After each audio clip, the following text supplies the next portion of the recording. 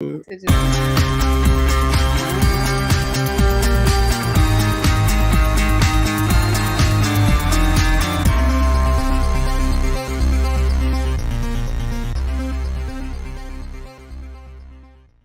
you a victim of domestic violence?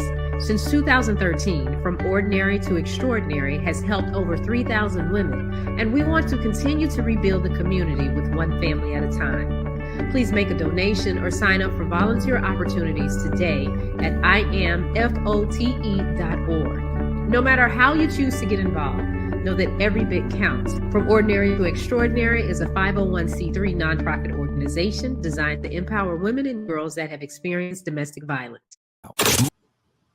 Michael, Shawn, and the Takeover Legends, where the truth hurts, but also makes you laugh. Baby, tap in. Tap in. Don't never stop if you want to be on top. Yeah. Low waist, fat, baby, tap in. Oh, I'm going to tap in for sure. Tap in. We done made it to hump day. Yeah.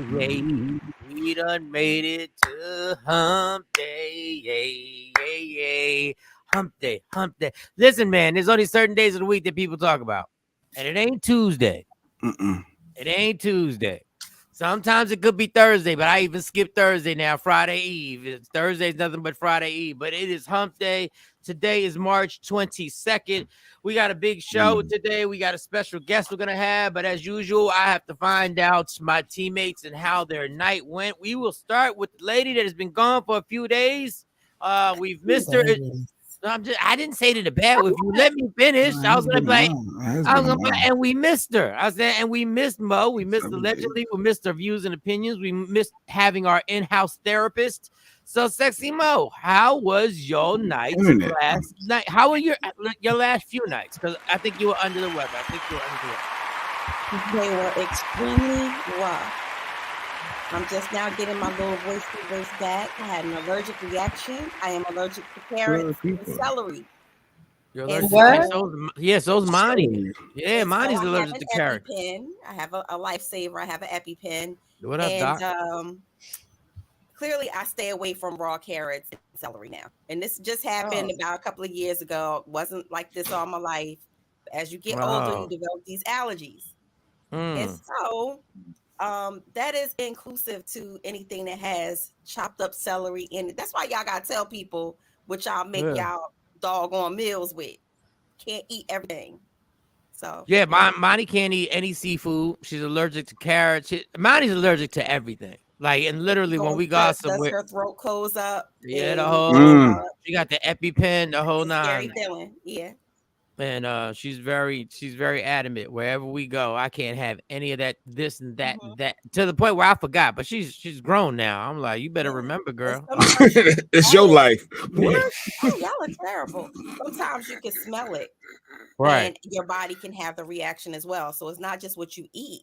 Some people have the airborne allergy as well. So yeah, it was rough. Yeah, I the airborne allergies always got me confused because I was on a plane and asked for my usual peanut M&Ms, and they were like, we can't serve peanut M&Ms because there's somebody here in I guess in the area that was allergic to peanut M&Ms. I said, bitch, she ain't gonna eat them. Like, what you I was like, wait, what? I said, what does it have? I said, what does it have to? Like, I've never heard of that. They were like, you can't have peanut M&Ms because person in row 4A is allergic to peanut. I was like, I didn't know about no airborne. I said, I couldn't understand it. Everybody else was like, hey, duh. Like, yeah. I was like, wait, I don't get it. One time in a restaurant, the lady tried to pick the celery off my plate. I said, no, ma'am, no, ma'am. I'm going to need to take the whole plate and make my food over again because it touched. When you double it up, no ma'am, you know, she was dead serious when she doubled up that no ma'am, boy. Good morning, Kathy Black. Well, we're glad you're back. So have you recovered? Are you recovered?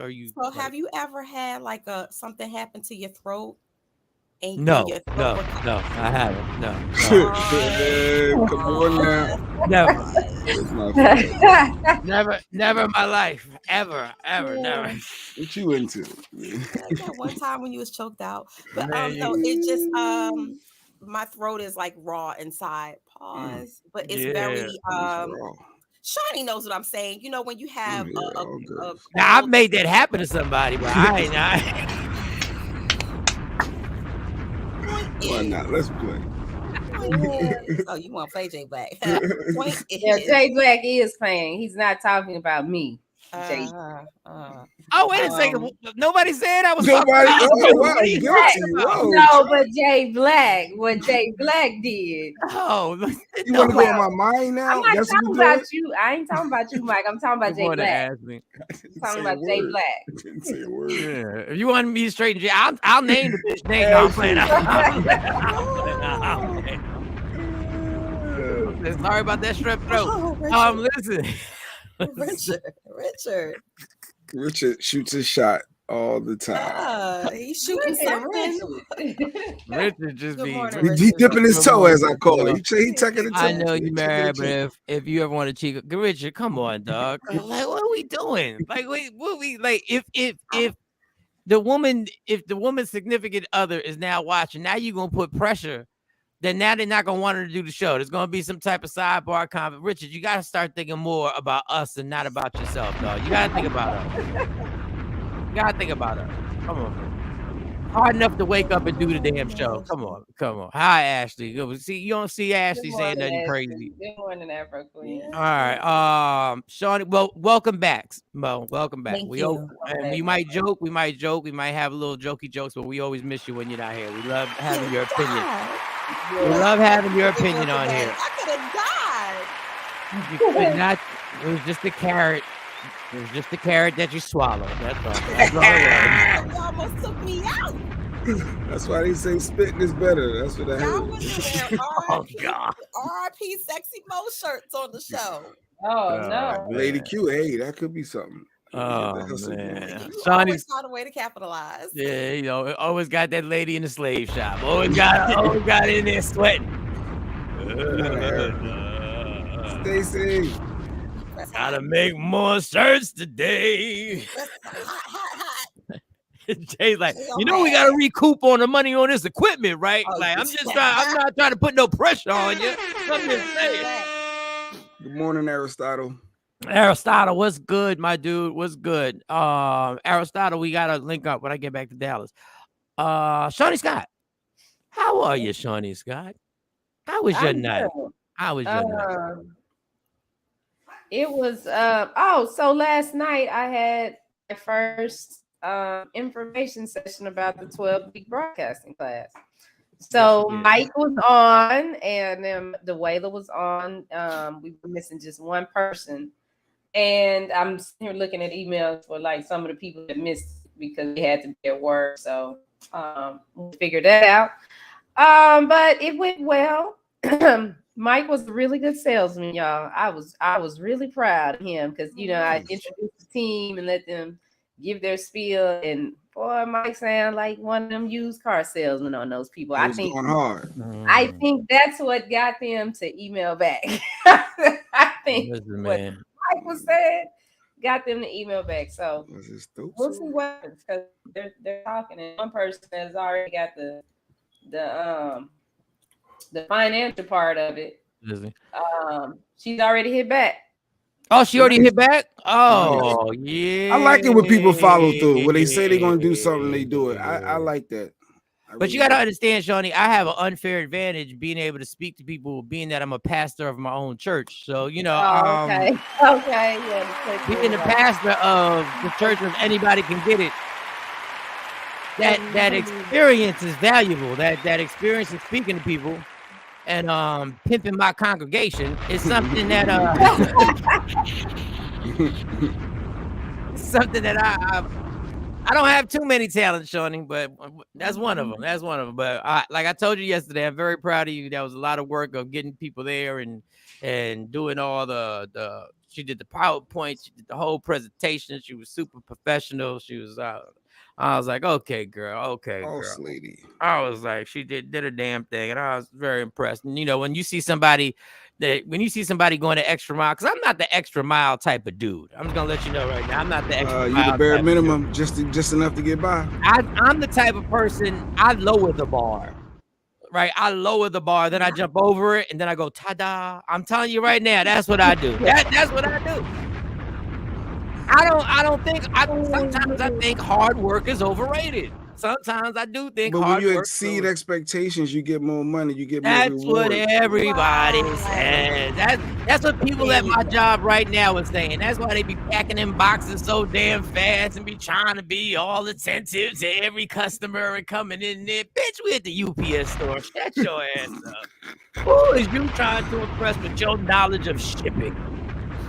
But my point being is that when you see somebody else in your team go so hard, then you decide, all right, since we're gonna go hard, then we're gonna go hard. And we all gonna excel. Like if everybody's going above and beyond and they friends of mine and they on my team but then I said, all right, damn it.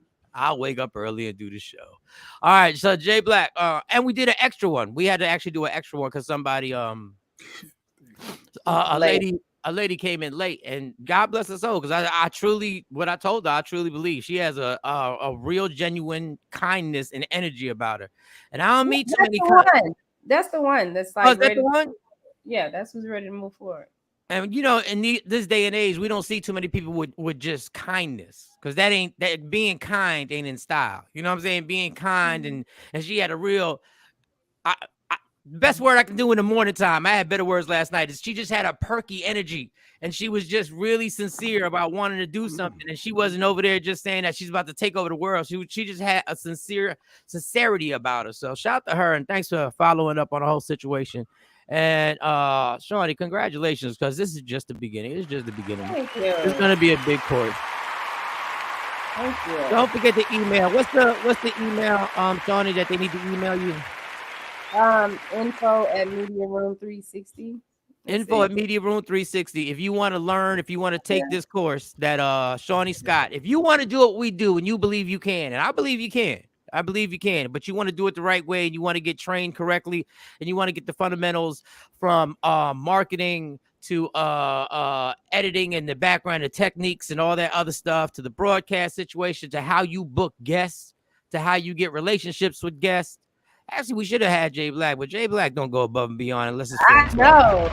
Unless it's for himself. What are you talking about? If I see light at the end of the tunnel, I go all see, unless it's for himself. Unless he sees sometimes the light don't come until you start digging through that tunnel, son.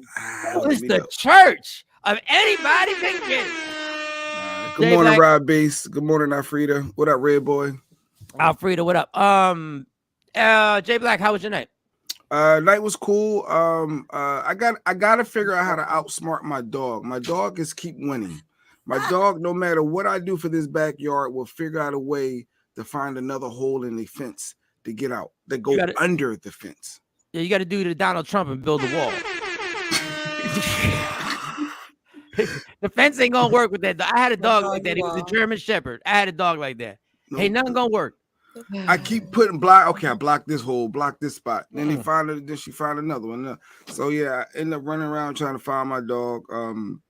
So today I'm gonna make it a point to figure this out. I can't let a dog outsmart me. I just can't. So smart dog. You gotta understand. Rottweiler. You gotta understand, Jay. You gotta go to work. The dog ain't got nothing but time all day to just like figure this out. I'm gonna and just trying to get the rabbits. That's all it is. Every time you see a rabbit go crazy, like you're never going to catch a rabbit, but you know his mind, he don't know that. In his mind, all day long, as the day goes on, he's like, "Wait till they let me go outside." He go to sleep thinking how he gonna kill this damn rabbit.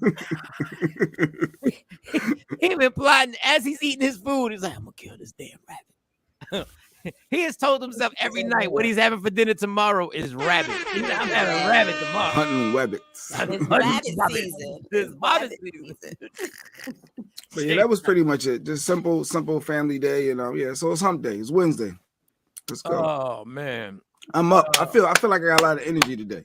All right, so do we want to start with a quick story, Shawnee? Go ahead. I don't know which one of y'all want to produce the show. Do you want to start with a quick story, or do you want to go straight to the? I guess we should start with the quick story, and then we'll go. I think we should find out what happened with you last night first. Oh, I just slept. I went back to work yesterday. Listen, man, I'm blessed to have a job. I'm not supposed to be there. And I'll say that over and over again.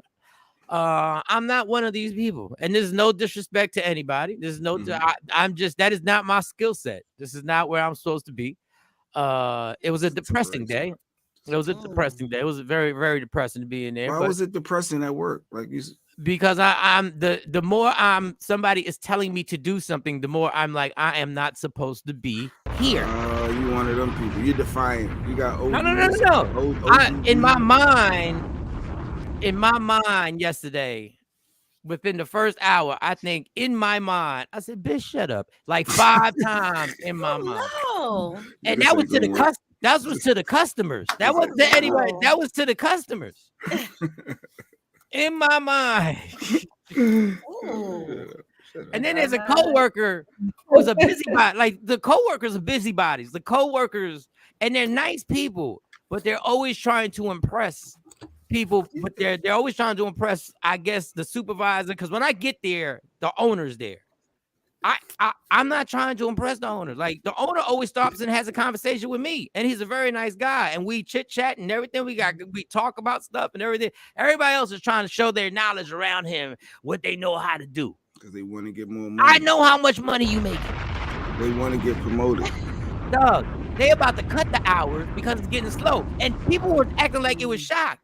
It's slow. Like I knew this was going to happen right there. But you know what though? Those top performers' hours ain't gonna get cut. No, the person making hours ain't gonna be cut. They gonna keep you there. They gonna cut Mike because you know Mike barely getting by. So that's the thing. That's the irony. They gonna be like, nah, we want to keep Mike. That's what's going on. No way. I'm everybody else but Mike. No, I had to explain why I hadn't been there like 7 times to people. Why? Because I have a sparkling personality, Jay. That's nothing you would know about. That was nothing you would know about. What I have is called infectious, and I don't mean disease-wise. My personality is infectious. They like, they feel like everybody is a bit cooler when I'm at work. They're like, you know what? We a bit cooler once he walk in. But it was torture. It was torture. Let me tell you something. It was hard to make it to lunch. I made it to lunch. And I went to sleep. I had to come home, go to sleep. Look, I respect everybody who goes out there and works a 9 to 5 or whatever hours you work. God bless you. Because I know, unless it's your business, and even if it's your business, that's a different story. If it's your business, you working to make your own money. But that thing is tough working for somebody. Stacey Mitchell said they missed you. Yeah, but they was being nosy too. Don't get it effed up. Everybody just wanted to be nosy. Everybody just wanted to see my story lined up. Everybody was like, he probably was just out back in Dallas taping a TV show. And if I was, that would show you again why I should be here. So what did you tell him? What did you tell him why he's not there? I told him what happened. There was a little hospital stay. And I explained the situation. Obviously, I just, I couldn't get detailed into every single thing. Yeah, but, don't let them know all your business. Yeah, because I'm like, wait a minute, you told them what? All your business. Yeah. No, the worst that can happen is I get fired. And God, I do not want to get fired right now. But the worst that can happen is listen, love me for who I am, not who you want me to be, because I'm not supposed to be. All right. That was it. Oh, and shout out to Japan who beat the United States yesterday in the baseball game. That's how much I'm trying to crack the code with Shawnee Scott.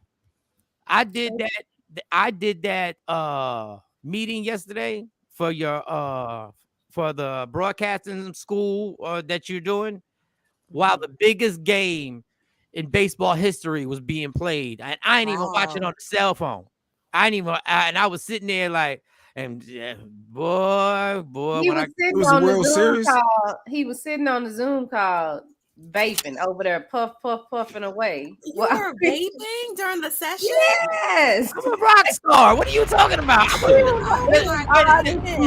his box. I was like, oh my God. I'm a rock star. He over there. Yeah, you need to be in the class because and then he go back to. What Dave Chappelle look like? Dave Chappelle like this. Sammy Davis Jr. was going on. I should have recorded it. That's what I did. I'm vaping. Well, no, I should have recorded it too because like the people that missed it that are saying hey, I'm sorry, I was at work or then I could just send them the recording instead of saying, okay, what's a good day and time for you? So good point, Kathy. Oh, Kathy Black Miles, I've never quit a job because I understand that. I've told people who have decided to walk into their jobs and quit. I'm like, why would you quit? Make them fire you. Just get fired. That's all. People don't like that on their resume to be able to say they got fired. So they'd rather be I ain't gotta never put you on my resume. I never don't want to lie, but they don't want to lie. No, I don't have to. I quit the job. They don't want to lie. They don't. People, they rather quit than because somebody say, "Hey, what happened at your last job?" Or, "Hey, explain to me. You know why aren't you still there?" They not gonna say, "I got fired." So I'm not putting that job on there anyway. I decided to leave. Job on there. You make but you need a work history. What were you doing for the last 5 years? Work history. I got friends. I finagle work history. And Jay You Black, ain't talking to an 18-year-old, Jay. You're not talking to a 19-year-old. And you better answer the phone, Jay Black, because I worked with you for 5 years. You're tired. Yeah. What? Yeah. And then I check your social media, and then I see you talking trash about your previous employer.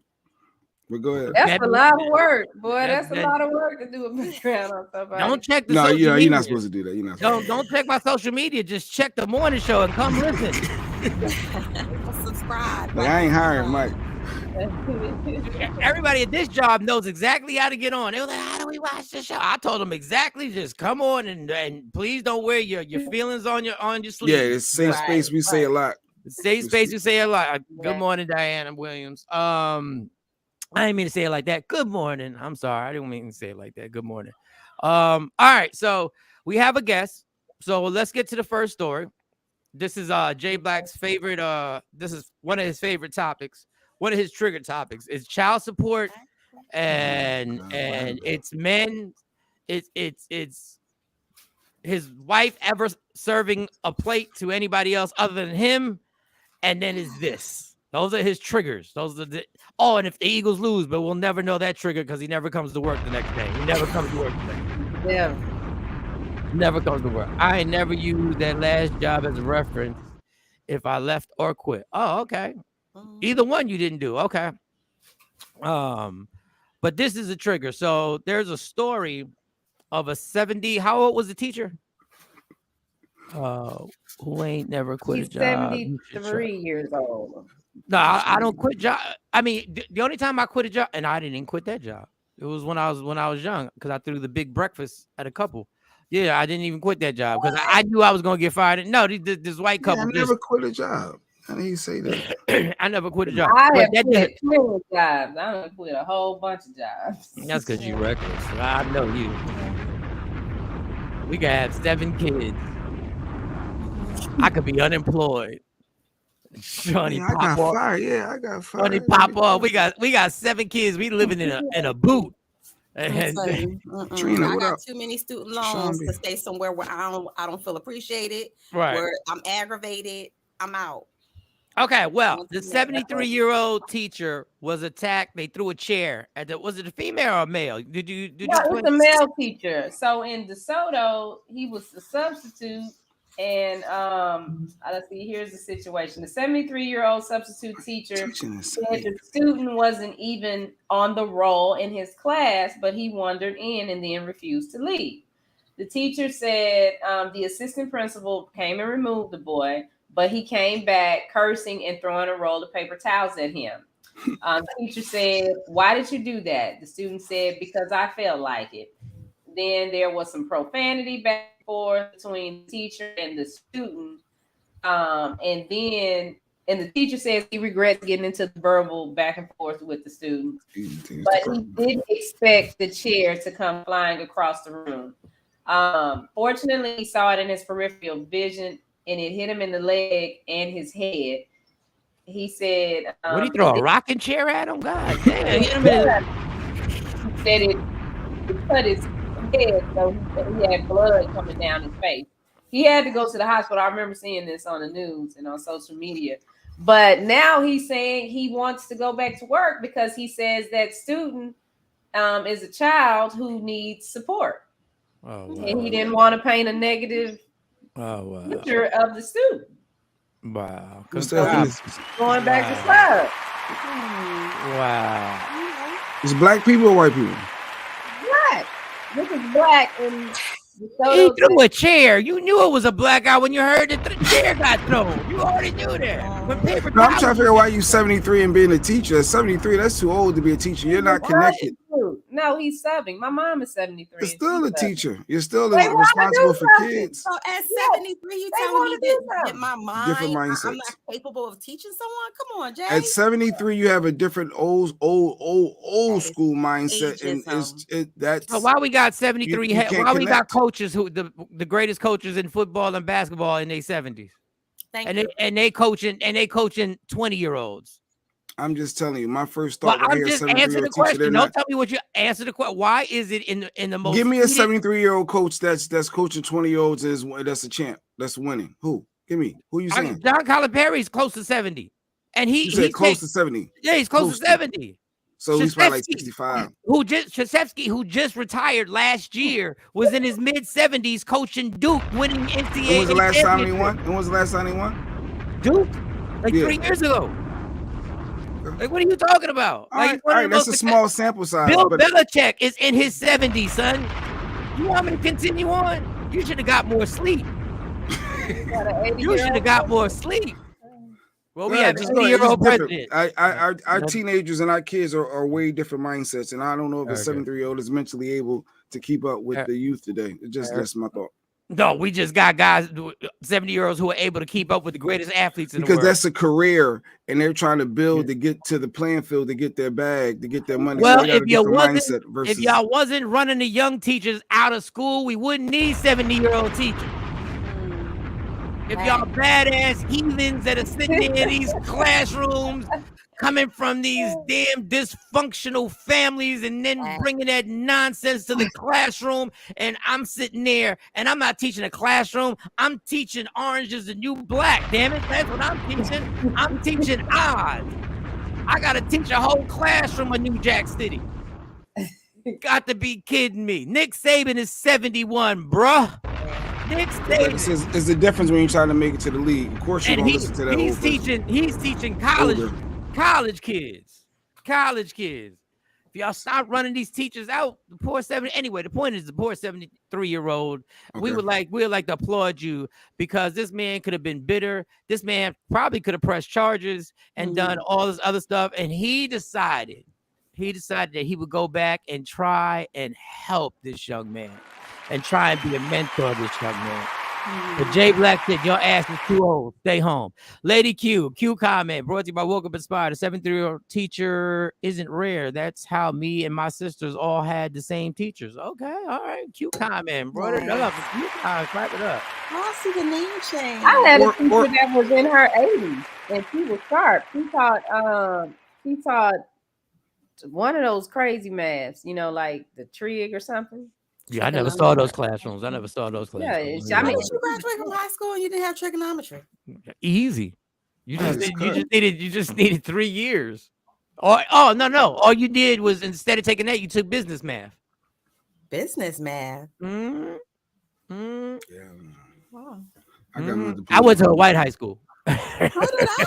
I'm trying to figure out, how did you circumvent the process, sir?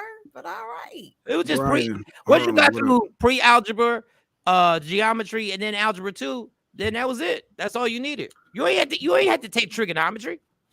You didn't have to take calculus? No, you didn't have to take calculus. No. And first of all, thing. Calculus must be the most biggest, unless you're going to do something that has to do with math. I don't even understand what you in this classroom stressing for. I don't even get it. Please stop the sound effects. Put them up. No, he just said it's alive. Maybe the teacher want to come back, because the teacher did acknowledge they played a part, and I appreciate when someone. No, he did not say he played a part. He said he argued back and forth, and he did. Yeah. That's what Shawnee just said. He was in his 70s. The kid walked into a classroom where he wasn't supposed to be in. Yeah. So don't start this nonsense. Shawnee said that he acknowledged he was arguing back and forth. He asked him, "Why would you do that? Why would you throw something at me?" The kid wandered into a classroom he wasn't supposed to even be in. We really not gonna start defending these badass kids when they just roaming into people's classrooms for no reason. Then they throw a rocking chair at an old man and hits his forehead and cuts his forehead and all this other stuff. And Good morning, Brian. I'm just saying, there's always another view. There's always somebody that plays a part. We don't ever just get to a chair flying. Usually something builds up. He's and the the fact sub. that the teacher acknowledged that He's not there even was his some back and forth. He's not even a student. The dude just wandered in. You so right. I made it to calculus and said, "Fuck yeah, man, fuck calculus." Boss man. Yeah. So what I said, Jay, is he said the teacher said after the principal removed the boy, he came back. The boy said he used some profanity talking to him, and he engaged the student verbally, and that's something that he regrets. But the kid was out of line. The kid shouldn't have even been in the classroom. So how can you defend the kid? No, I'm not defending. I'm just saying that as an adult, we are more responsible and in charge and have to de-escalate and control scenarios and situations. So by you arguing, going back and forth, I don't think that's helping in the moment. I'm just saying. You know what's funny about you is because you got to control the situation. The situation that you in, you think you're qualified to do what a teacher does because of the situation you in, and they ain't nowhere close to being in it. That's like telling jokes at a family reunion and thinking that your ass can get on stage and do what I do. You ain't nowhere close. I'm just saying, as an adult, you're managing situations, you're managing people. Because and guess what? Just like you told me, the people that you're managing are getting paid, and they got responsibility. Teachers getting paid. That's why. No, but the kids ain't getting paid. So the kids, it's a lot more difficult to manage kids when you can't hold a paycheck over their head and be like, you got to better how to connect. You got to connect. See that car note? Yeah, I see the car you just got. I think Jay Black, we should do undercover substitute teachers and send Jay Black into the school to be. I know I could be a good sub for a whole week. I'm empowering you. You're feeling like you're in control, but you're really not. I'm getting results through you. I know how to motivate you and get you to perform and connect at the same time while getting this job done, and we're moving this needle. It's not that difficult to manage people with different personalities. Yeah, I don't think it's that difficult. But your employers can't say fuck you, Jay. Money back then, because that means I don't need a degree for all this stuff that I'm doing. Well, Mo got all the degrees. She know you got to manage people, right, Mo? Ain't that part of what they taught you with your degrees? You got to manage personalities. No, doesn't work. I don't know where we're going, but go ahead. That's just my thought. You don't just get the flying of cheers. Something built up. Jay always think just because you can pimp the panties off a chick that you can teach a classroom. Like you can control the classroom. Just because I'm like, boo, you know, I love your sparkling personality. We're gonna be the you think all that stuff is just gonna work when you in the classroom. As an adult, he was responsible for all the other kids in the classroom. You sound silly. All right. Let me get to this. Because I don't know how long we got left. Coming from Jay Black, the man who zooms in on females with bikinis on. Yeah, that's who this comes from. Jay Black. That part. Yeah. Tashami, that was for you, by the way.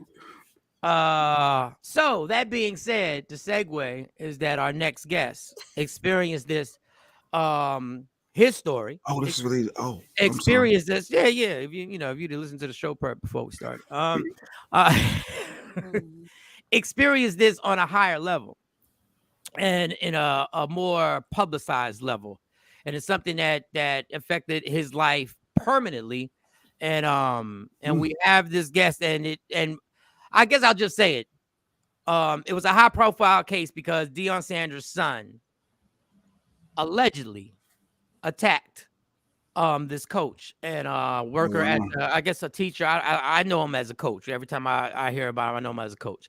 So let me get the applause ready for our guest for today. Mr. And I want to make sure that you say the last name. What's the last name, Shawnee? DarJean? Why don't we ask him? Yeah, but I don't want to mess it up his name. Let's call him Coach John. How about this? Coach John. Get up for the legendary Coach John. Good Coach John. Good work, Shawnee. Good work. Good work, Shawnee. That was great. Good morning, Coach Jay. Good morning, y'all. Good morning. Can y'all hear me okay? Yeah. Yes. Can you get a little closer to your microphone? Is the microphone on? Is that just for show? I get it. I understand. Like I'm not. Wait, I don't have my microphone on. Don't worry about it. Okay. Don't worry about it. I don't want you to have to do a whole bunch of stuff. Just speak up and all that. First of all, welcome to the show. Thank you. Thank y'all for having me. I met Shawnee and I met you, but I've never met the other two. So it's a pleasure meeting you all.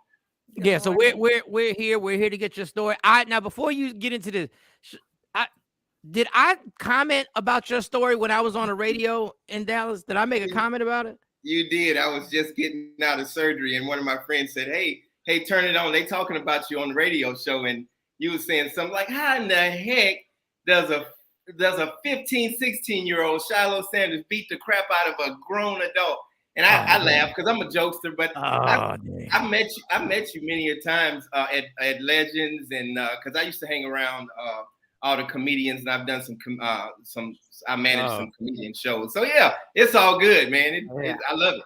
I was wondering where you were going, where you met me at. I was about to shut you down. Like, hey, we don't need to know everything. The first time I met you was at Legends Bar and Grill. We had a couple of drinks and we talked.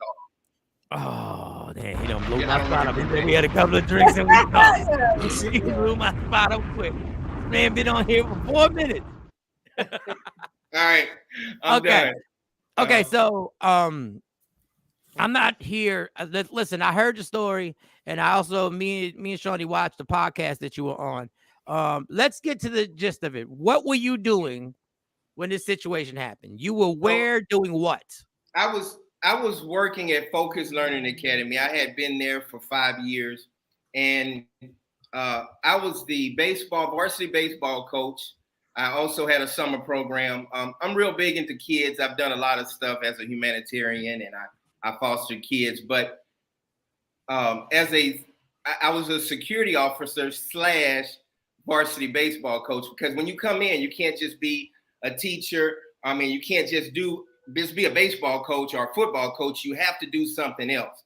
So long story short, Deion Sanders' school had just closed down, and he had transferred all his kids over, well, the majority of them, including his children, to Focus Learning Academy. So that's exactly what happened. So, and then from there, my job was easy. I had an easy job. My job was to get on the walkie-talkie, and when somebody would call and have a problem, I would say, hey, what's going on? Hey, Coach John, we got a kid acting up in class, and he's disturbing the class. And then my job was to take him to the principal office. And I had been doing that for 4 or 5 years. I had the easiest job in the world. It was fun. I did too. I had an easy job like that at K104. Go ahead.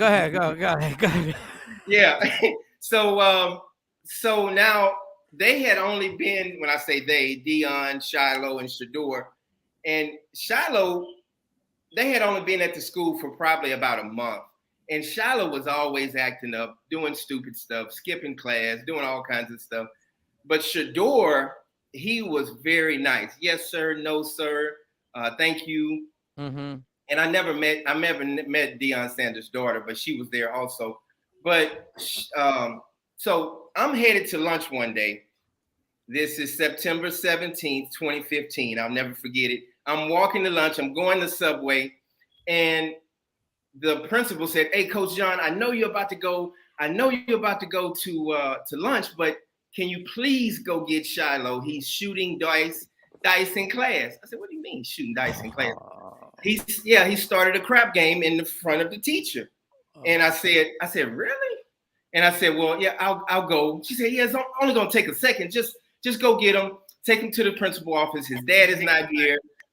And so I went, and when I get there, the teacher says, "Yeah, that's him right there.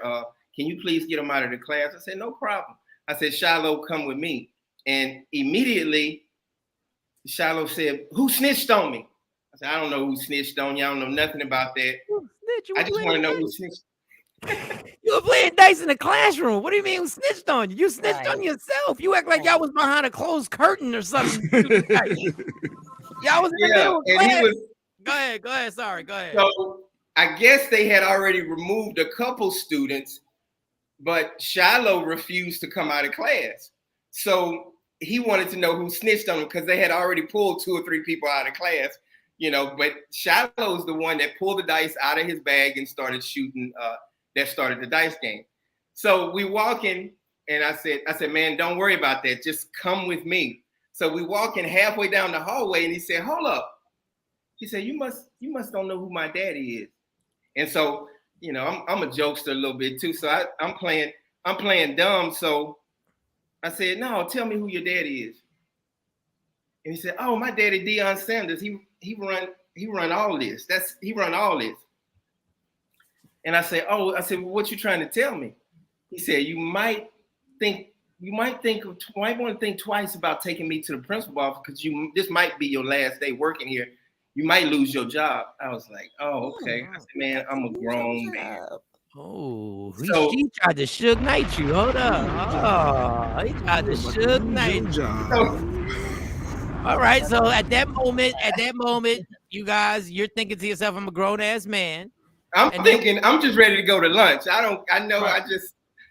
So I bring him to the principal office, and Coach Hart, he was over the disciplinary part. And I said, Coach Hart, and Coach Hart does like this. He said, oh man, we only been at this school for 4 weeks, and you acting a damn fool just like at your daddy's school. So he said, give me the dice. And I said, yeah, he got the dice in the bag. And Coach Hart was like, give me the dice. And he said, no, I'm not giving you my bag or anything. So he said, man, I'm gonna let his daddy handle this. So he went to the ISS. He said, send him to ISS. So I take him to ISS. I'm thinking I'm done. I'm like, okay, I can go have my Subway sandwich, my spicy Italian. So I'm getting ready to walk out. I hear a call on my walkie-talkie.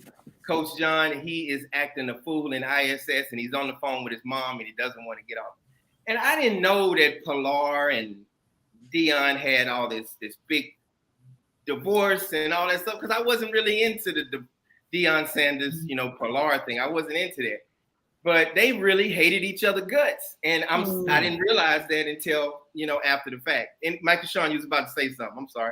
Oh, no, you wasn't into that. You was into getting drunk with Michael Shawn and Legends. That's what you was into.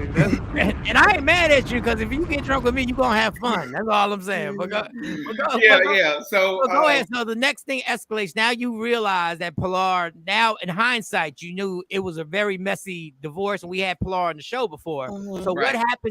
What happens now? So they finally called me in ISS. They said, Coach John, he's acting a fool here. He's on the phone. So I have to go and get him. So now Coach Hart is not there because he has to go to a meeting. So this went on for an hour and a half. I said, get off the phone. You're not allowed on the phone. You're not allowed to be on the phone. And so, hey, I'm sorry. Close the door for me, please. So, gracias. Is that Shilo? I think he was getting ready to run up in here, so I told her to close the door. No, if he's in the Dominican Republic, that's cool. I live in the Dominican Republic now. Oh, you live in DR. I heard you say that. Yeah. All right, so go ahead. I'm sorry. So I'm like, damn, what do I do with him? He's on the phone. I'm saying, you can't get off. You can't be on the phone. You can't be on the phone. So I finally said, Shilo, okay, come sit in my office, and then I'll let you get on my phone. So because it's against the rules. So he said, but you're gonna let me talk to my mom, though, right? You're gonna let me talk to my mom. I said, yeah, that's cool. And so they got on the phone. They told, hey, mom, I hate my daddy. I hate this school. I hate everything about it. Can you please come pick me up? So and I'm gonna cut some stuff because the documentary is coming out soon, so I want to leave the juicy parts for the documentary. Don't leave all the juicy. We need juicy too. Don't leave all the juicy for the. We're gonna promote your documentary. I promise you. We're gonna promote it. I appreciate it. So, where am I? So, Deion's assistant. Remember, Deion's not there. He's at ESPN, or I don't know where he is. He's out of town. So Deion's assistant walks in and says, "Oh, I got Deion Sanders on the phone." So I grabbed the phone and he says, and remember, Shilo is on my phone, just sitting there calm. Mom, please come and get me. I finally got him under control because he was acting a fool. And then so I grabbed the phone and I say, hello. He said, John, I'm your brother in Christ. I love you in Jesus' name. In Jesus' name. Ooh. That's how I just imagine he talking. My hands going like that. In Jesus' name, can you please take the phone and get the phone from Shilo? I was like, well, I tried to get the phone. I tried to get him off the phone.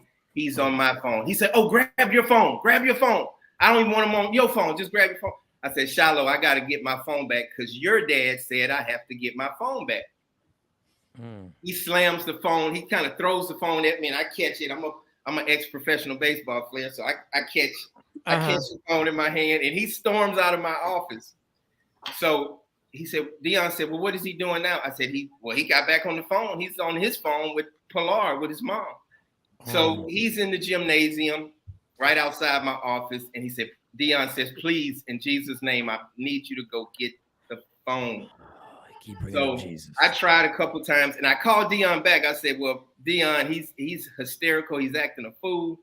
He said, man, and well, John, he ain't gonna do nothing. Just go grab the phone. So I'm a friend of Deion. I've been knowing Deion for a while, even when I played with the New York Yankees. I met Deion Sanders through Gary Sheffield, So I'm doing it as a friend, and I have the right to.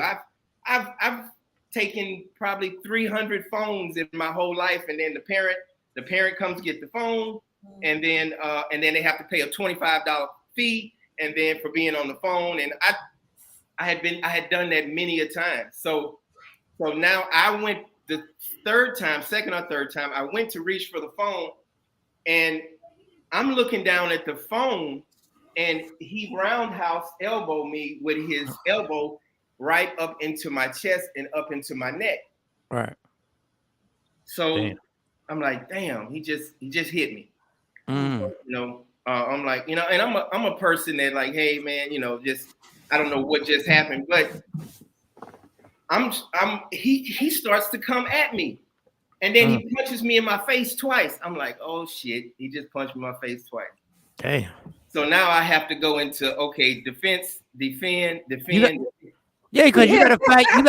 Because you gotta defend yourself in Jesus' name. Like you gotta defend yourself in Jesus' name. Like no, but in all seriousness, now you're about to defend yourself. So do you ever defend myself? So now I was taught, because I had my security license and I was a level 3 security officer, and now it's restrain. That's what they taught us, restrain. Or you can use force with force. I could have punched him in the face. I could have punched him back.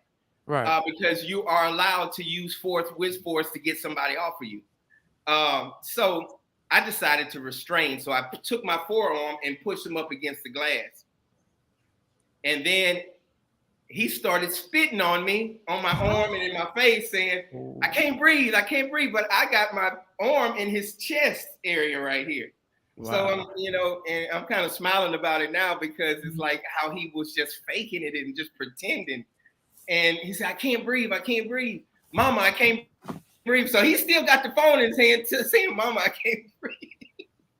So I said, we going down to the ground. So I take him down to the ground, and then I start to put handcuffs on him. And then that's when the principal came and said, and it was another school teacher came and said, oh, Coach John, we got it. Don't worry about it. Get up. So I get up, and within 30 seconds, I started peeing on myself. What? But why? What triggered that? Like, did you drink a lot of water? What triggered it? Major nerve damage. So look, Shawnee, that's what I love about Michael Shawn. That's why we get along so well. I can't.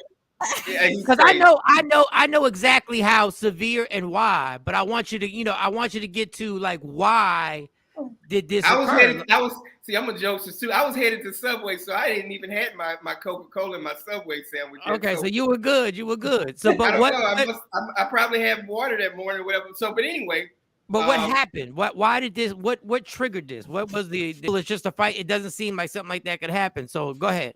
I know it, and a lot of people say that the actual blow with the elbow round. And remember, I don't know if you guys know that Shilo had been training with Evander Holyfield and MMA guys and Mike Tyson and stuff like that. So that's and he's an athlete. Shilo is a very good athlete. So the roundhouse was very hard. I want you guys to understand. The two piece to my face, I didn't took 2 pieces to my face in New Orleans and Baton Rouge, Louisiana, where I'm from. So the blow with the elbow caused major nerve damage. So and I said, damn, why am I peeing on myself? And then one of the teachers said, Coach. And then my fingertips started getting numb. Everything started getting numb. And then my equilibrium I was dizzy, and I was starting to just what the hell is going on? So I said, y'all call 911. So they called 911, and the ambulance came. And long story short, they did a CAT scan, MRI, and they said, you have a fractured neck, and and your nervous system is the bone is pushing pressure on the nervous system. Oh wow! So I said, well, what's next? They said, well, you got to have emergency surgery, or you're going to be paralyzed because And I said, well, why do I got to have this numbness? And this is funny. He said, you have numbness because that pressure, that bone is on your nervous system. I said, well, why I don't feel nothing right now? I'm good right now. He says, because you high on morphine and Dilaudid. That's why. Oh, wow.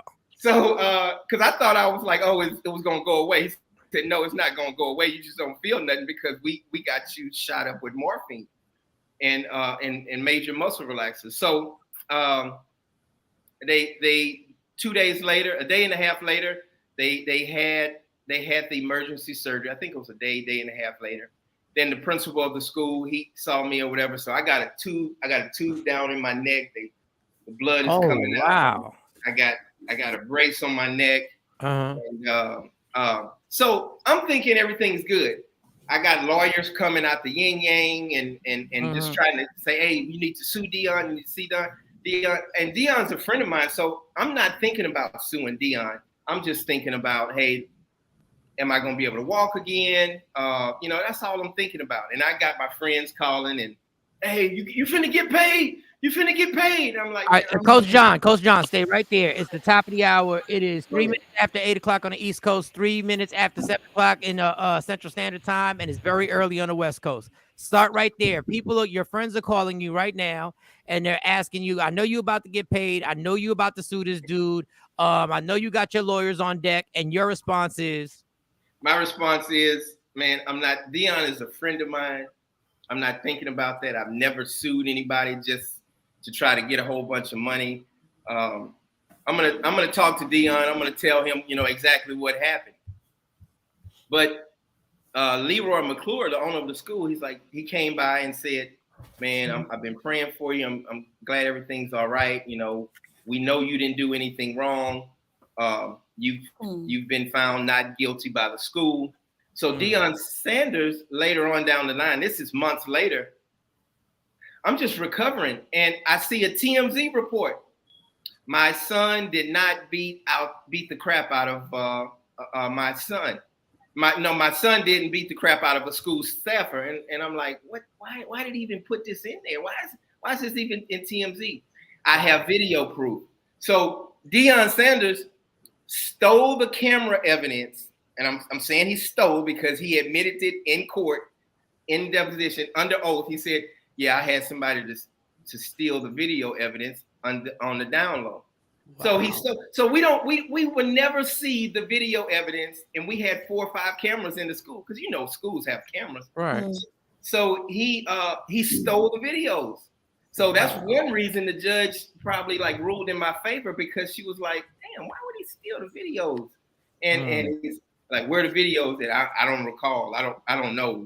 Everything is I don't recall. I don't recall.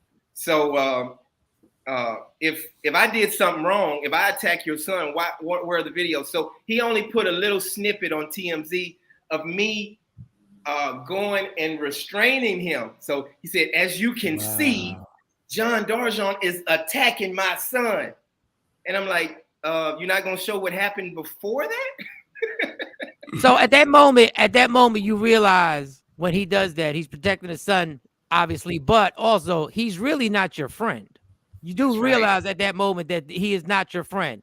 So when you see the TMZ video and you see that you're being set up now, and you see that this is all your words. This is not the words of Michael Shawn, not the words of Jay Black, not the words of Shawnee Scott or Sexy Mo. We're going on the words, and I'm going to be serious for the rest of this interview right now. Gotcha. This is where my last name is DarJean. Okay. All right. DarJean. Okay. So at that moment, does that change? Obviously, that must have changed your mind and said, okay, since we're going to do this and you're going to try and slander me, now is that when you reach out for a lawyer?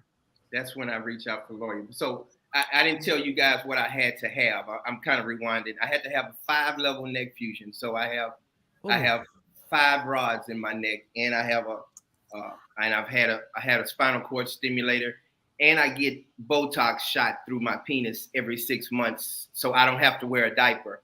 So they put Botox in my penis and through my bladder, so it'll swell up. And so this is, you can't fake this. You can't fake this. Yeah. So all the people that always said, oh, he's faking it, he's just trying to get Deion money. That was never the intention. So anyway, where was I, Michael Shawn? I'm sorry. Wow. Okay, well now you figured out. Now you've seen that they're going to slander you. You've seen the TMZ report. You're seeing that you're being painted as the person who basically was the attacker. So at this moment, you reach out. Do you at that moment decide I'm going to call this lawyer, or do you decide, because sometimes we are still in denial, do you decide I'm going to reach out to Deion and see what's going on? Which one do you decide to do? I decide to call Gary Sheffield and Kalita Smith. So me and Kalita is a good friend of mine from the Bernie Mac show. So I call Kalita. Kalita knows Deion Sanders. And I said, Kalita, call Deion and tell him to take this shit down, because that's I don't want it to go any farther. Then I called Gary Sheffield. So they both said, yeah, we called him. We talked to him. I said, well, what did he say? He said, he don't want to talk to you. I said, oh, he know he's lying. He's in denial. He's pretending like I did something wrong. So he just gonna roll with that. I said, that's all I needed to know. Mm-hmm. So the 6 lawyers that had reached out to me, I called my lawyer. One of my, I'm a Freemason, and one of my Mason brothers, I called him. I said, I'm ready to lawyer up now. Okay. And so he came to the, and right around that time, while my lawyer was there, early that morning, I hear Michael Shawn on the radio saying, I can't believe this guy got his ass whooped by a 15-year-old.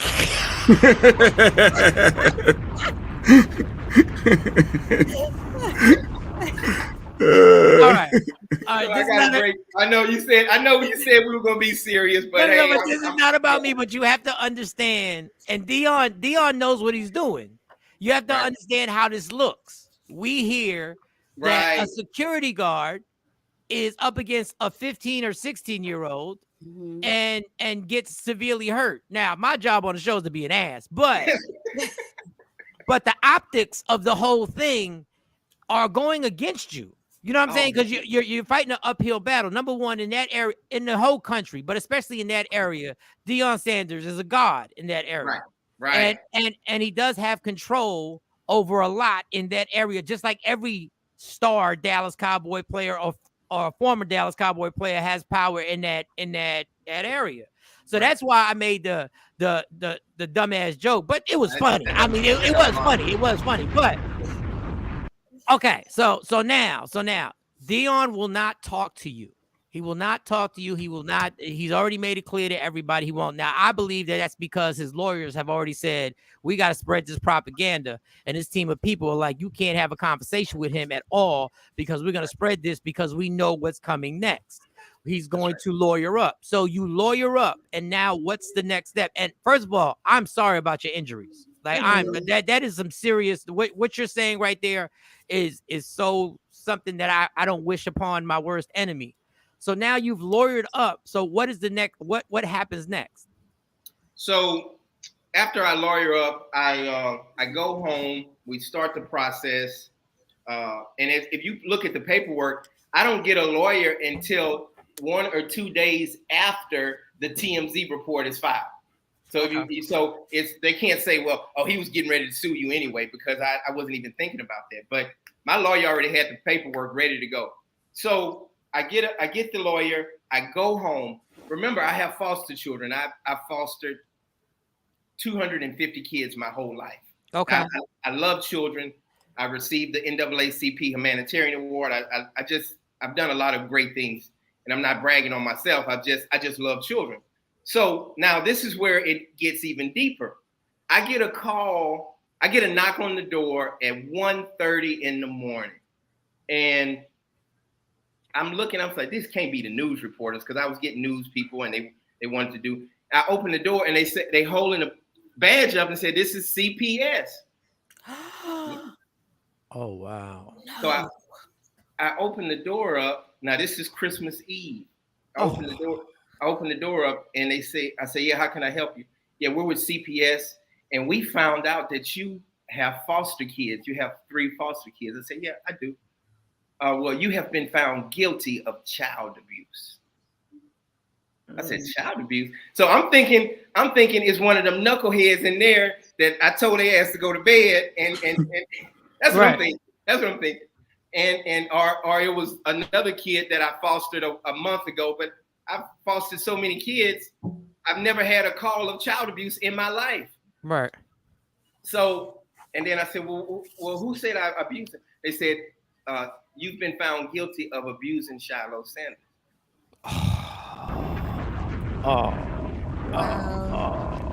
So I wake the kids up. I put all the clothes in the trash bag and the suitcase. Then they had presents under the tree. I had the kids. They had already enrolled at Focus Learning Academy. I was planning on adopting those kids because they had lost their mom and their dad. And so they're crying. They don't know what's going on. They're confused. I said, don't worry about it. I promise I'm gonna see you guys soon.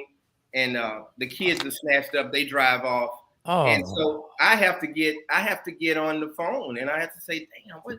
So I call CPS. I have a month to appeal it. I called CPS, and after CPS looked through all of it, they found out all of it was a lie. They got the paperwork from the school. They got the police report. They got everything, and they found out it was a lie. And then they reversed it. But for 1 month, I was a child abuser for 1 month. All right, so you clear that up. So let's get to what's going on. You have a documentary now. It's coming out, right? It's coming out. And this documentary is going to basically give all the details on everything, stories that you told us, and obviously more in-depth details, probably more building of the relationship between you and Deion and stuff like that. I'm just assuming. So you have the documentary. Now you have an $11 million lawsuit against Deion Sanders right now. Is that what you have on? It's over. I already won it. I haven't received it yet, but I just won it about 6 months ago. Wow. How much did you get? Because you know we nosy. How much did you win the $11 million, or did you have to settle for a little less? I asked for $40 million, and the judge awarded me 11, almost 12 million. So I see at the title it says 11 million, but I think it's 11.9, 11. Wow. Oh, wow. Don't forget the 0.9. Wow. And I wish I can swap that out with all this nerve damage and these sleepless nights and taking oxycodone and gabapentin and muscle relaxers every single day. I had a long night. That's why I have these bags under my eyes, because sometimes I have sleepless nights and major nerve damage. Now, when you go to court, when you guys are in the proceedings and the lawyers are there, is Deion Sanders and are they present in the courtroom when this is going on? He was cousin. Go ahead. I'm sorry. Was Deion there? He was there for the depositions that he had to be. If you look at the channel Primetime for the Truth, we kind of show some depositions, and he walks out in the beginning. He's so cocky and arrogant, he takes his microphone off and walks out. So they hold him in contempt, and the judge is there. They said, if you walk out this time, you're going to jail. So he just sat there. So, but he did a whole bunch of I don't recall, and he lied about some things, and being Deion, he was just being cocky and arrogant on some things. But yeah, so but he didn't show up to court. Shilo didn't show up to court, and but the lawyers were there. It was civil, right? This was civil yes, court. It was in Dallas. 160th district in Dallas, Texas. Yeah, so it just ended about 6 or 7 months ago after 7 years. Wow. Now, go ahead. No, you I'm going to say this real quick. Go ahead. Shilo tried to countersue me for $1 million. That's what took so long. It took 7 years because they just kept on delaying it and delaying it. And COVID, of course, COVID came in and that delayed it. And so, but the judge said, "Wait a minute, you wasn't even injured," and so they threw the case out. So those who are just joining us, we're talking to Coach John. I'm not even gonna mess up that last name because it's a nice last name. It's a nice DarJean. It sounds like a clothing line. DarJean, like you saying John. John. Oh, okay, okay. That's cool. That's cool. That's good. So this is not this is all in court documents. So this is no longer allegedly. You won the case of Shilo attacking you and causing you tremendous damage, nerve damage to the point where you are permanently disabled. Is that correct? You're 100% disabled. I receive a disability check every single month, and that's why I live in the Dominican Republic, and I can live like a king and not have to. You can't live in the United States off of $1,400 a month, but you can in the Dominican. And I got a lot of old baseball buddies when I was with the Yankees also. So I love it here. So if you make the money, and obviously you're dealing with the pain and the anxiety and everything that you just told us and you described, if you've made the money, what is your incentive to make a documentary? Because some people would say, well, if I don't make the money, now I got to do something, to clear my name. That's why you get paid. That's why you get paid all the money, Michael Shawn. That's a good point. I like. So now, what is your incentive? Is this just to? I want more. Like I need people to know who you are. You explain why you're still doing a documentary even though you got paid. I'm not a person to want to be in front of the camera just for no reason. So 2 reasons. I want to show. That's why I started the YouTube channel, Prime Time for the Truth. I want to show people how many teachers are abused every single day in the United States. And a lot of these teachers, they get CPS called on them. They're automatically like the bad person. Oh, what did the teacher do? What did the teacher do? And that happens often. So the documentary is going to talk about that, how we need to really do something for these teachers that are only getting paid a little money, and they need to get paid $200,000 a year because these kids are off the chain these days. That's the first reason. Okay. And then the second reason is to show everybody that Deion Sanders was lying on TMZ. So all of those things, he was fired. He said I was fired from my job. I've never been fired in my life. He said I was terminated. He said I felt sorry for my actions. He said, just all kinds of lies. And so that's why I really want to put the documentary. I don't have any ill feel toward Deion Sanders and Shilo. I did in the beginning. I did, but I just thank God that now I can tell my story and be calm about it, because there was some stuff being from New Orleans and Baton Rouge that I wanted to. Yeah, I wanted to make. I wanted to go see him face to face. I'll say that. Go ahead, Jay, because I got another question, but go ahead. That was back then. Bro, Coach, I respectfully, obviously. That means he's about to be on some bullshit. Once he starts with that, he's about to be on some bullshit. I'm just letting you know, this is my best friend in the world. I know him like a book, but go ahead. In court, I'm sure Deion's lawyers asked this question. Was there a point where it may have been your ego that began that? Was there a point where when Deion asked you to take that phone back that you could have just said no and not put yourself in that situation? That's a good question. How did you respond to that in court? That's a good question. Actually, it came up like this. It came up, well, do you do everything Deion Sanders tell you to do? That's how it came up. Ooh, them damn lawyers go hard, boy. Them lawyers go hard. It's a legit question. So my answer was, I was ready because my lawyer had prepared me for it. I was like, it doesn't matter if Deion Sanders told me to do it or not. I was still in my jurisdiction in my job qualification to go retrieve the phone. So that kind of shut him up right there. There you go. Was it a little ego? Was it a little ego that a 15-year-old is telling me no, whatever? And did you feel like you felt that you had to get husky? It wasn't a little ego in it at all? I was ready to go to Subway and get something to eat. I wasn't even thinking about that. We have issues because it was in Oak Cliff, so everybody knows about Oak Cliff here. I mean, so the school was in Oak Cliff. So Shilo wasn't the only kid that I had issues with. It didn't bother me. ego don't bother me at all. I don't care. You know, kids can call me bitches and you a hoe and you're a fake Mike Epps, you fake Day and a fake top flight security of the world. Oh, I can see that. Oh, yeah. Not fake Mike Epps.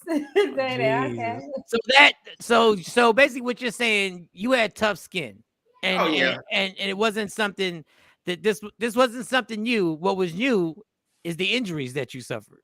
Yes, I've never been an aggressive person or like, what? You talking about me? You talking about my mom?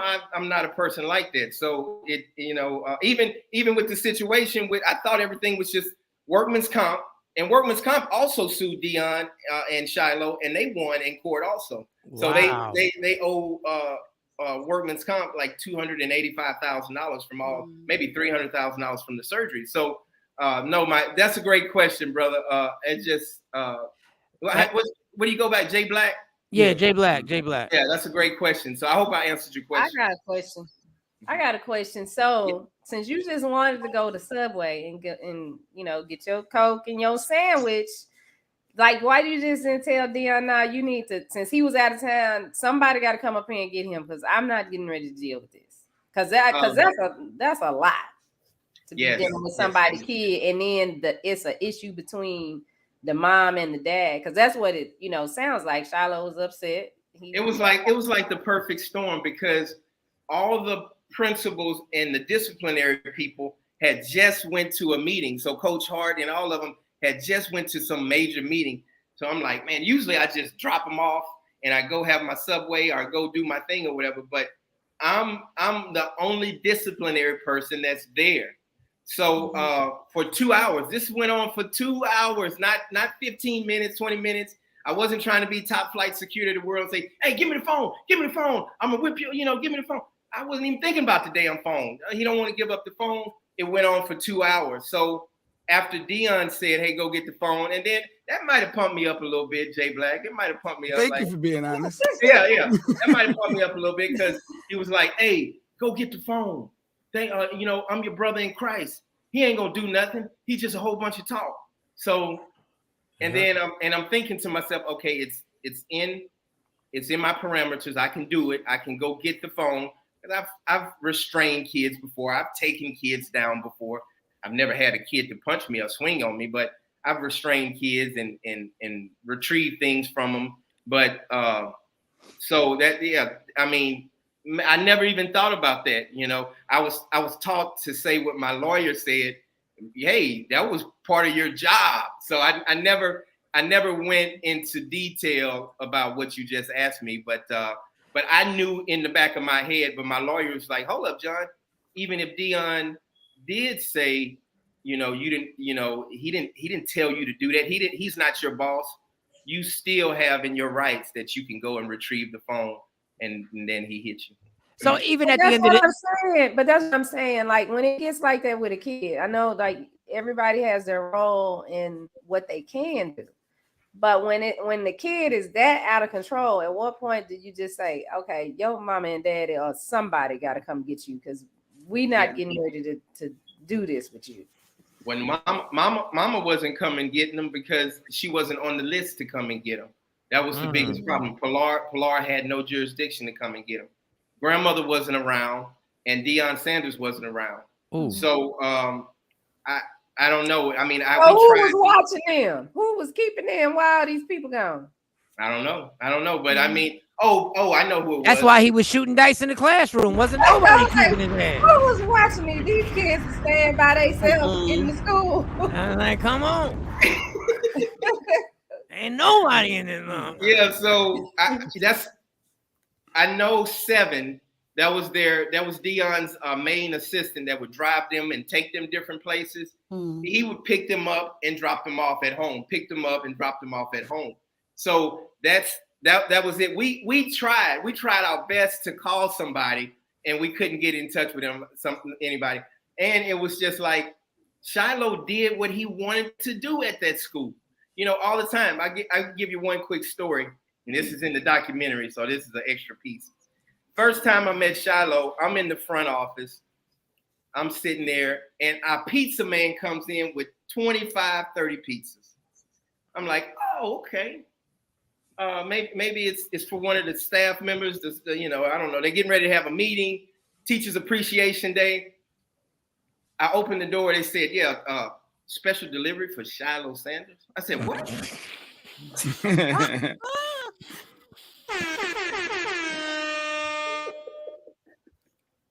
That was in a famous movie back in the day. Somebody did that in a famous movie back at Fast Times at Ridgemont High, which a lot of people don't know about. But that is, I guess that gives you a sense of his entitlement, but it also gives you a sense of what he was going through. Right. Between when I felt sorry for him. I really feel, and I still, I hope they got everything straight, but I really do feel sorry for him because he went through hell. He went through a lot. Now, it doesn't matter. It doesn't matter if it was me or not. I think he would have thrown blows or punches at anybody, Coach Hart or whoever it was that was trying to recover that phone, because he had told me 2 or 3 times, like, motherfucker, you're not getting the phone. I'm not giving you the phone. So why not call the cops? But either way, now the cops were called. Deion Sanders, and it's going to be in the documentary. The cops were called, but it wasn't an emergency. So when they came, but once it was an emergency, they came later on after the assault. So I'm getting in the ambulance, and the cops are standing there, and they said, hey, what happened? So they starting to put an IV in my arm, and they're working on me in the ambulance, and then the cop does pull up, and then he takes my report, and then he goes and then talks to Shilo. So the cops were called. So with winning that case, and now Deion technically owes you. Now, when he gets paid with Colorado, any job he has, does your lawyer go after him to say, hey, he's getting money, I need to be paid? Like, what's the next steps for you to get your money? And for some reason, and I'll say that, for some reason, my lawyer backed out. My initial lawyer backed out 6 months before I won the case. So I won the case by myself without a lawyer. I went in court by myself. Wow. So allegedly, we assume that a check might have been cut to your lawyer. We're just going to say maybe.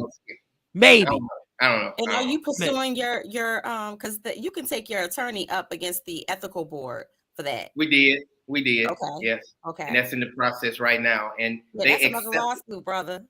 They accepted my case. Yes. So how do you get your money though? Yeah, how do you go ahead? So now that's a great question. I just got a collections lawyer and about 4 or 5 months ago. So now he gets a certain percentage. He's one of the best collection lawyers in Texas. And now they just started the paperwork and everything and see what, the liens and judgments and all of that stuff. So we're just really, we're in the fourth quarter. We're rounding third base, headed home. So I feel at peace now because I'm glad that this is over with. Now it's collections time and time for me to move on with my life. Yeah, because people always think you win a lawsuit and they just award you a check, like they hand you a check at the end of the judge says, well, here's your check, and you just walk out with it. I wish it was like that, but no, that's what car accidents and truck accidents. Mo, do you have a question? Wouldn't your case be an injury accident? Aren't you? Yeah, but you have insurance, so you have a car accident, you have car insurance, and then the car insurance pays for it. So it didn't fall under a car accident or anything like that. I can't explain that. That's a good question, Shawn. And you had to prove fault and all that other stuff. So but it's still an injury. So can that be something the civil? So who do I? What insurance company do I call? And I'm not trying to be funny, Shawnee. What insurance company do I call? I don't know. We have to injury accident. You have to call 1-800 I got hit or whatever. No, that's not gonna work because you gotta prove you got hit.com. Go ahead, Mo. You got hit. It happened. I did get hit. Hold on, y'all. Hold on. Go ahead, Mo. Go ahead. No, it happened at work, so you had to go through workman's comp. You couldn't go through another process. So that was the barrier for you. That's the worst place to get hurt at is at work. You can't sue from a regular perspective. But this is all over. I know you said you were a self-described humanitarian and CPS got involved And once that's on your jacket, that's there, even if it's non-founded. Have you since then, did you go back and try to still, foster kids again? How did that work out for you? Yes, yes. After I showed them the paperwork, I didn't get the same kids back, but I got two kids back. I mean, two kids that I had never had before. And I was part of respite. And so sometimes I would get a kid for 2 days. Sometimes I'll get a kid at 2, 3 o'clock in the morning. Sometimes I get them for 1 month. So yeah, I got children, but the nerve damage and the pain didn't allow me to keep fostering kids. So that last kid that I had, I really fell in love with him because he had been sexually abused, and he's my son now, AB DarJean. So Wow. he's 16 years old. So I just adopted him about a year and a half ago. But all right. Kudos to you for still having that in you to still, foster kids and try to give back after all of this has happened to you. Yes, and I'm doing things in the Dominican Republic also with the underprivileged kids in the Dominican when I can and when I'm not in a lot of pain. Nice. All right. So Jay, did you have something in closing? Because now we want to promote. We good. All we right. good. You better than me. I mean, the fact that I know people are gonna be like, the reason why he's so calm right now is because he got all this money coming and all this other stuff. But the fact of the matter is that you're dealing with this pain and suffering every single day. And I did want to wrap it up, but I did want to say this. I wanted to bring this up, and I wanted to put Jay Black on the spot. Jay Black has been adamant that he could be in a classroom and control these kids because he knows exactly how to get them and empower them and manipulate them. And he feels that teachers are at fault because they're the adults and they should know how to manage the situation. And they're at fault. What is your response to this? Man, I just say I've witnessed it firsthand where you have now the elementary school kids, you can deal with them, you can work with them, you can control them. But the middle school, 8th grade and up, they're on a different level. I came up, they used to hit me across the knuckles. They would whip me and things like that. These kids don't have any type of like go to ISS. That's it. Go to ISS. That's in school suspension. So the teachers, they get hit in the back of the head. They put stuff on their seat. The teachers sit down on it. They get stuck in the behind with a stick pin. They do farting noises all the time. Who did that? And nobody. Just like the street right now. The street rules. I don't know who did it. Who threw the paper? I don't know who did it. So now he has to stop his class from teaching. He has to stop and just try to figure out what's going on. He has to get that. He has to get that stuff on the back of his neck, the spit or the I don't know the yogurt from school from the chalafteria off the back of his neck, and he got to get his stuff together. So it's you can't, you have to turn around a lot of times to be on that chalkboard. So just understand it's very difficult.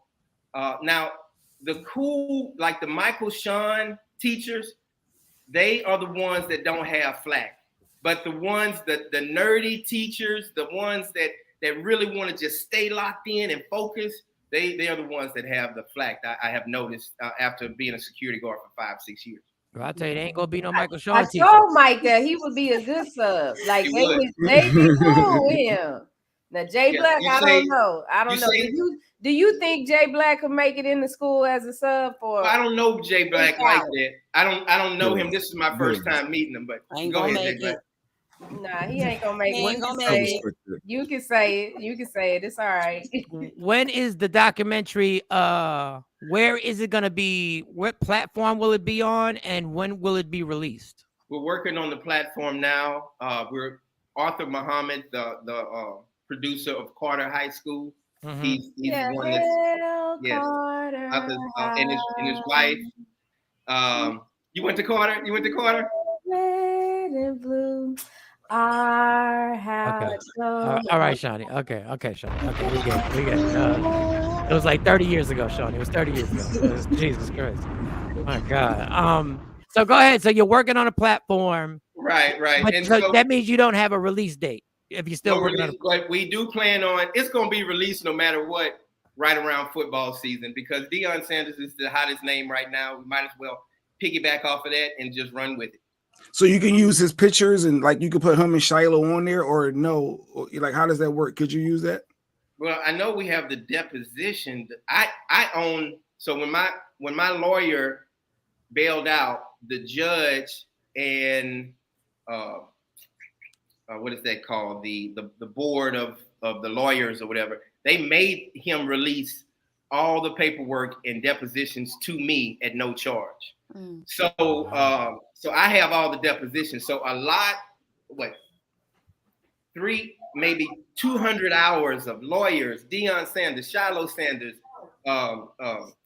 witnesses. I thank God for the witnesses, because the witnesses, after Deion Sanders stole the videos, I had the witnesses to see that, to testify in court. So all of that stuff is going to be in the documentary. So I am the owner of those depositions. So when you see Deion Sanders' face, I own that, and some of it is on the YouTube channel right now, and that's my YouTube channel. What's the YouTube channel again? Say the YouTube channel again. Prime Time for the Truth. Prime Time for the Truth. And you can use his name. You can use that ain't his real name. That is his real name.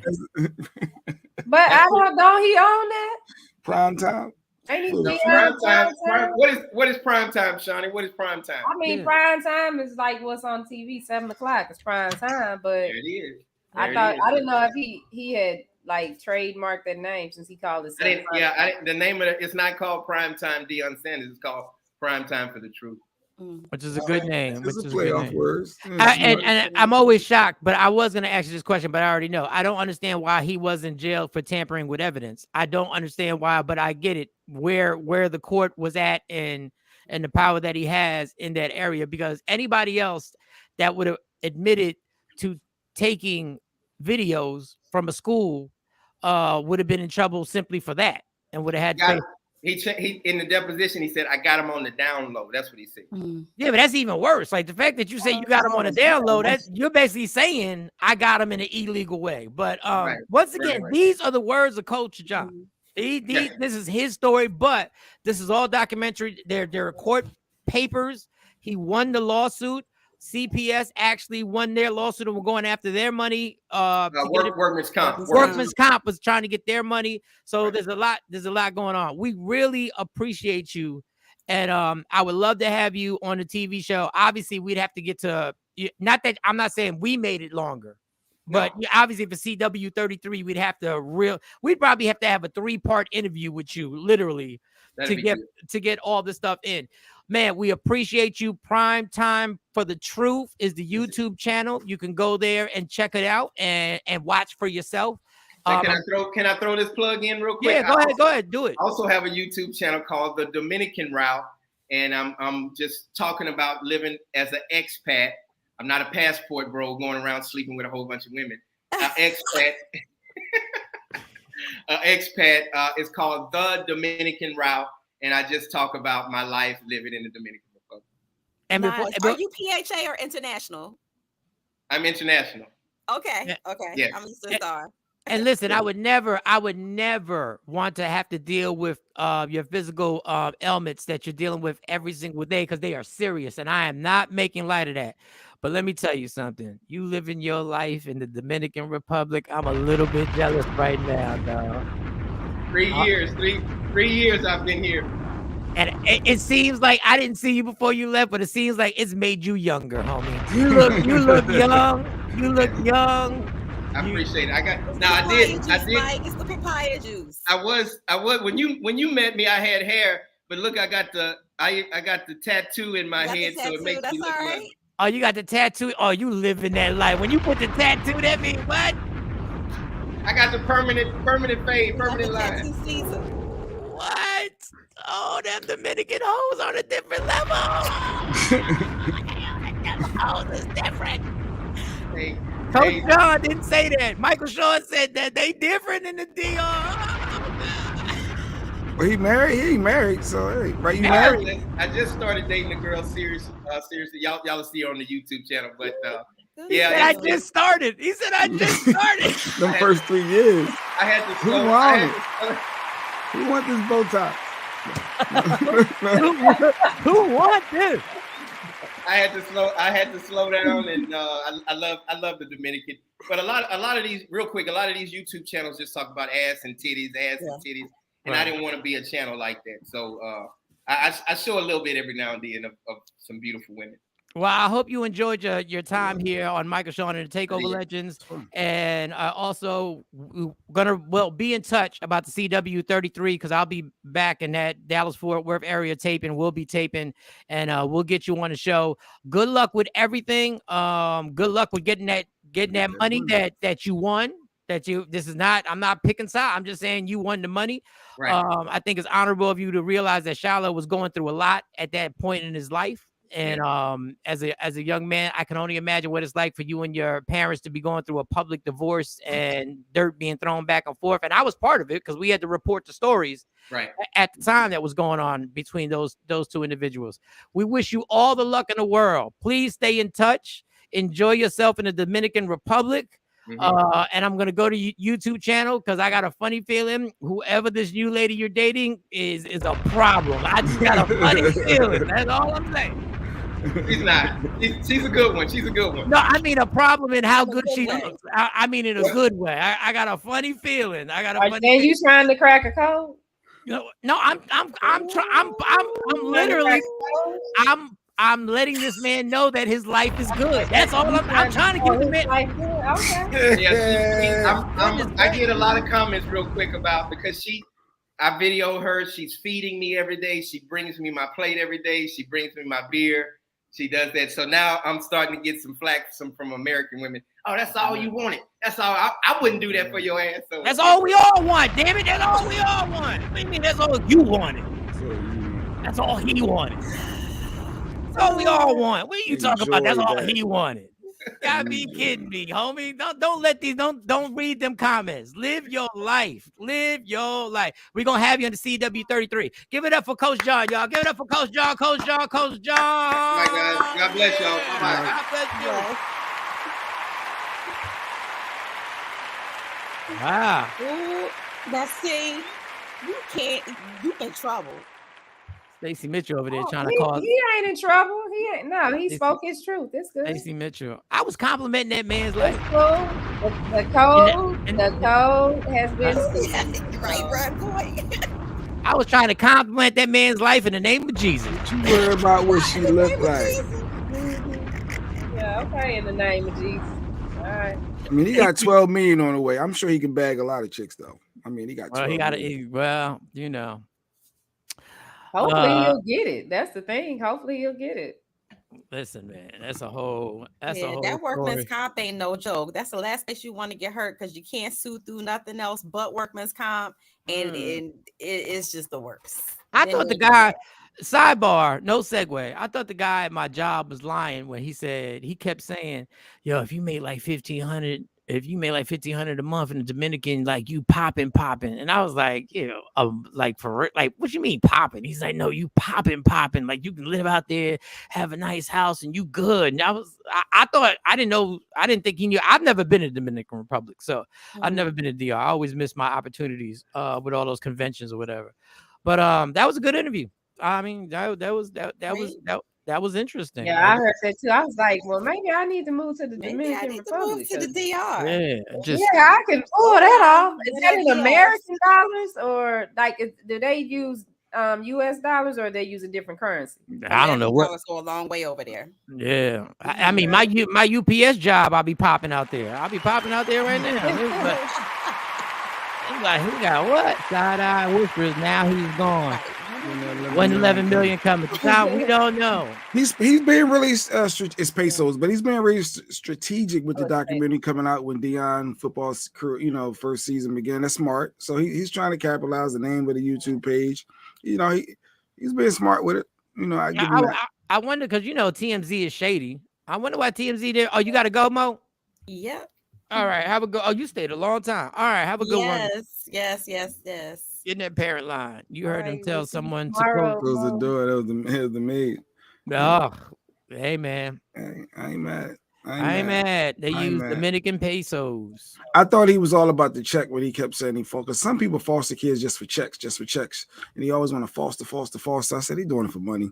But when he said he adopted one of them, I was like, okay, because when you adopt them officially, you ain't getting no more checks. Yeah, so, but my thing is when people critique people for fostering kids for checks, who else gonna foster them?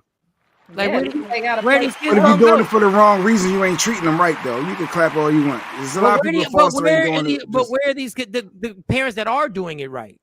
The foster parents that are doing it right. Like if you're doing it just for the check, that ain't cool. But you can't critique if you're not gonna do it. That ain't cool. Like you can't critique somebody for doing something. You just doing it for the check. Well, then you're mistreating them low key. You low key ain't really being that true parent that they need. Then you do it. I'm not saying it's for me. Exactly. So how you gonna critique somebody that Mm. doing something that you ain't willing? At least they doing it. I do still get money. Oh, you do still get money when you adopt. Okay, I thought it wasn't no more money involved once you adopt. I thought it was on you. Oh, I get what Jay's saying, but if they treating them bad, because some people do it and they treat the kids bad. I did hold back because he was a guest. Shawn said, "Jay, you held back on him, thought you?"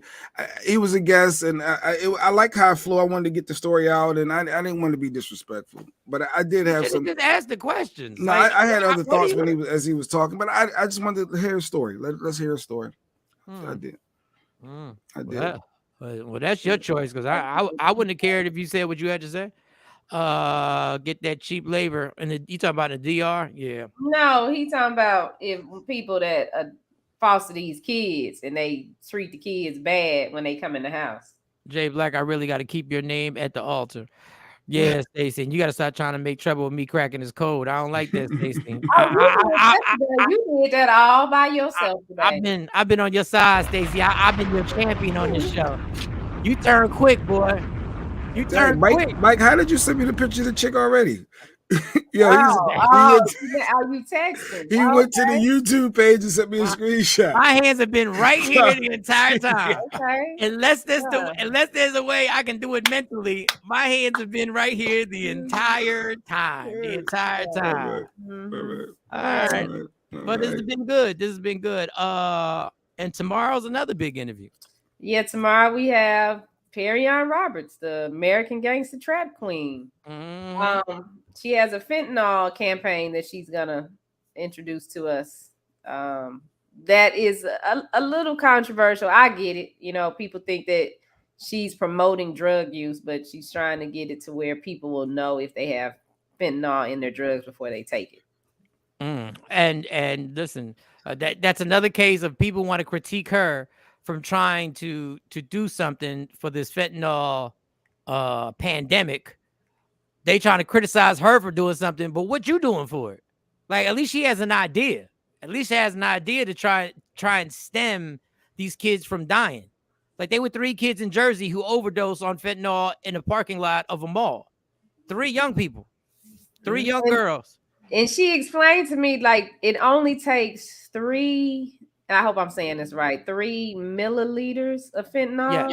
Yeah. And she was like, you know what that is? I said, no, I don't know what that is. She said, pour some salt on the table and get 3 grains. That's it. 3 grains will kill you. Just 3 grains of salt. I'm like, damn. Ain't nobody sitting there measuring that. No, and if you can detect it. Now, unfortunately, and once again, she doesn't say that this is going to stop. It's going to stop everything. She's just trying to curb the people from dying. Unfortunately, there are drug users out there who are looking for fentanyl, which is a crazy thing to know that what you're about to get, if you get too much of it, is going to kill you for real. Now, that goes with every drug, but this one is such a small amount that can kill you, that the game that they're playing. So Jay Black was exercising the message on his shirt today. Let's be proud. Yes. I really did. I really held back because I was, all the thoughts that I was thinking as he was talking I was like, This is the funny thing. When we want you to hold back, And when you don't hold back, because y'all be saying it's guests, y'all like guests, and you want to be respectful, listen to the guests. So I'm like, you know what? I'm not going to say what I'm really thinking, but I know I'm not the only one that's thinking this because I felt, that he was a little extra, like he wanted that, and he put himself in that situation. And why would you said that, and he explained it to you. He actually agreed with some of it. But he did come clean and say that it was the ego. But at the end of the day, there's no way that you're going to tell me to take Monty's phone when she's amped up and ready to fight, and I'm going to put I'm not doing that. I'm not. Well, you're not doing it because you brought up Monty. But if Deion Sanders says, take the phone from my son, a lot of people are going to take the phone. He fell for the celebrity aspect. Yeah, and we all, and you know what? The majority of people are going to fall for the celebrity aspect. The majority of people, if they get a phone call from Jay-Z and they say, take the damn phone, are going to take the damn phone. I'm not taking the phone. That's why I asked him that. Why you just saying, they need to come do that. If I wouldn't do it. I'd be like, nah, you need to come with your child because this is too much. And I think he underestimated what that kid would. He could have never known what Shilo was going through. And I'm just making assumptions. He could have never known the anger he knew. He knew that he said that his mom was. No, he found out afterwards because he didn't think it was a big deal. He was talking to Pilar. He didn't think it was a big deal. Yeah, that's his mom. Like he had no idea the anger that was built up in this young man. And I'm just playing couch therapist right now. So when you go to grab a phone, you grabbing the phone, you take the phone. But I'm not going to debate. The man is going through what he's going through. And got a civil case. Civil's easier to win than the main court. But yeah, he won. So he got his money. It's on the way. He could talk about it. He could make more money off it. So salute him. So go to the YouTube page if you want to check more out about our interview. Prime time for the truth. Deion knew. I feel like Deion knew too. Talking about tell him take it. He ain't gonna do nothing. That's when he just got on the plane and got back here to get his child because Deion knew the severity of the case. They should have told that little boy, you can't come to school. He can't come to school till you get back. Well, I'm not in the DR. I ain't get a check, so I got to go to work. That's it, y'all. Good job, everybody. Yep. Love me for who I am, not who you want me to be, because I can never be that. And understand there's only one thing in life that's guaranteed: it will end. So enjoy every minute, every second. You fight for everything in your life. You fight for likes. You fight for parking spots. Fight for your happiness, and never let anybody take it from you. Michael Shawn, Jay Black, Shawnee Scott, Sexy Mode, the Takeover Legends. We will see y'all tomorrow. Yeah. Michael Shawn and the Takeover Legends, where the truth hurts, but also makes you laugh.